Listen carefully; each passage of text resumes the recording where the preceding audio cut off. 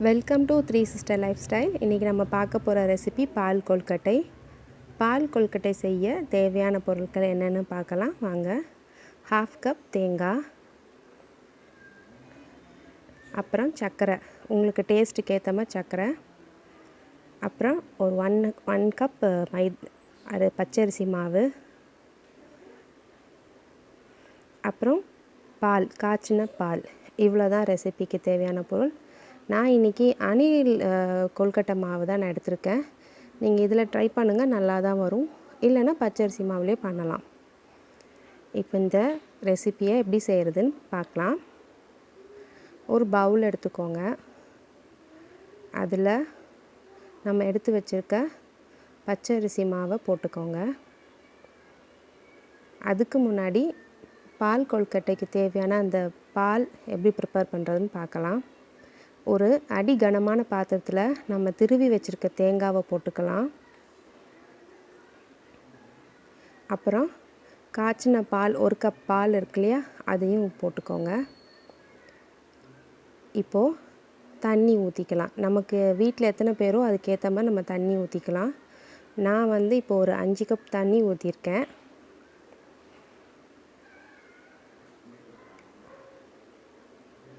அதுக்கப்புறமா நம்ம எடுத்து வச்சுருக்கோம்ல பச்சை அரிசி மாவு, அதுலேருந்து ஒரு ஸ்பூன் டூ ஸ்பூன் மாவில் அந்த லிக்விடில் போட்டுக்கோங்க, பாலில் போட்டுக்கோங்க. இப்போ நல்லா கலந்து விட்டுட்டு அந்த மாவெல்லாம் உள்ளே கலந்ததுக்கப்புறமா நம்ம என்ன பண்ணணும்னா கொஞ்சம் உப்பு போட்டுக்கணும். கொஞ்சம் தான், ஒரு சிட்டிக்கு தான் போட்டுக்கணும், ரொம்ப போட வேண்டாம். இது ரொம்ப டேஸ்ட்டாக இருக்கும். மார்னிங் பிரேக்ஃபாஸ்ட்டுக்கு இது ஒரு டிஃப்ரெண்ட்டான ஒரு ரெசிபி. கொஞ்சம் உப்பு போட்டுக்கலாம். இப்போது நம்ம இதை கேஸ் ஸ்டவ்வில் வச்சிடலாம், டைரெக்டாக வச்சிடலாம். வச்சதுக்கப்புறமா இப்போது அடுப்பில் வச்சதுக்கப்புறமா இதை நல்லா கலந்து விட்டுக்கிட்டு அது நல்லா கொதிக்கட்டும். எப்படி பால் பொங்குமோ அது மாதிரி இது பொங்கி வரும். இது பொங்கும் போது பக்கத்தில் நல்ல ஒரு கப் தண்ணி, 1 இல்லை 2 கப் தண்ணி நல்லா கொதிக்க விட்டுக்கோங்க. இப்போ ஒரு பவுலில் நம்ம எடுத்து வச்சுருக்க பச்சரிசி மாவு, கொல்கட்டை மாவு போட்டுக்கோங்க. அதுக்கு தேவையான அளவு உப்பு, ரொம்ப போட வேண்டாம், ஒரு சிட்டிகை இருந்தால் போதும்.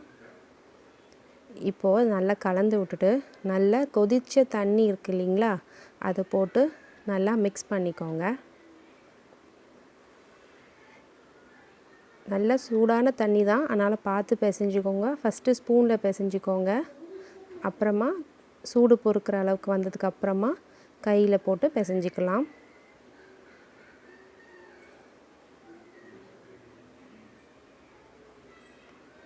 பாருங்கள், இப்போ நல்லா பிசைஞ்சு வச்சாச்சு. இப்போ அதை நம்ம குட்டி குட்டி உருண்டையாக நம்ம பிடிச்சிக்கலாம். இதில் சர்க்கரை பிடிக்காதவங்க சர்க்கரை போட வேணான்னா வெல்லம் போட்டுக்கலாம். வெல்லம் போடுறதா இருந்தால் வெல்லம் பாகு மாதிரி பண்ணி அது வடிகட்டி கூட போட்டுக்கலாம். இப்போது நல்லா சின்ன சின்ன உருண்டையாக உருட்டிக்கலாம். அதுக்கு முன்னாடி நம்ம பால் வச்சுருக்கோம் இல்லைங்களா அடுப்பில், அது பாருங்கள் நல்லா கொதித்து வருது. எதுக்கு நம்ம இதில் மாவு போட்டிருக்கோன்னா அந்த இது தண்ணி திக்காகும். இப்போ திக்காகலை, இன்னும் கொதிச்சிக்கிட்டே இருக்கட்டும். அடிக்கடி கரண்டி வச்சு நம்ம கலக்கி விட்டுட்டே இருக்கணும், இல்லைன்னா அது அடி பிடிக்கும். இப்போ நான் அடுப்பை குறைச்சி வச்சுருக்கேன், அது கொதிச்சிக்கிட்டே இருக்கட்டும். இந்த கேப்பில் நம்ம கொல்கட்டையை குட்டி குட்டி உருண்டைகளாக பிடிச்சிக்கலாம் மாவை.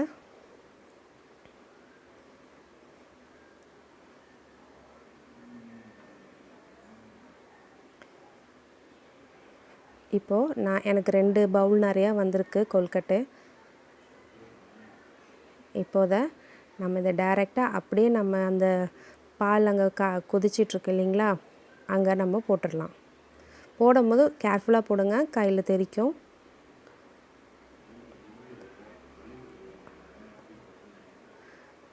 இப்போ நம்ம கரண்டி எதுவும் போட வேண்டாம், ஏன்னா மாவு உள்ளே போட்டிருக்கோம் இல்லையா, அது குழஞ்சிடக்கூடாதனால அப்படியே விட்டுருங்க கொஞ்ச நேரம். பார்த்திங்களா நல்லா கொதிச்சிருச்சு. அடி கனமான பாத்திரம் எடுத்துக்கோங்க. 20 நிமிஷம்லேருந்து 25 நிமிஷம் அது நல்லா கொதிக்கட்டும். இப்போ நான் எடுத்து வச்சுருக்க சர்க்கரையை நான் போட்டிருக்கேன். சர்க்கரை உங்களோட டேஸ்ட்டுக்கு ஏற்ற மாதிரி தாங்க, உங்களுக்கு எவ்வளோ வேணுமோ போட்டுக்கோங்க. இப்போது பால் கொழுக்கட்டை ரெடி ஆயிடுச்சு. தேங்க்ஸ் ஃபார் வாட்சிங். Please like, share and comment, subscribe.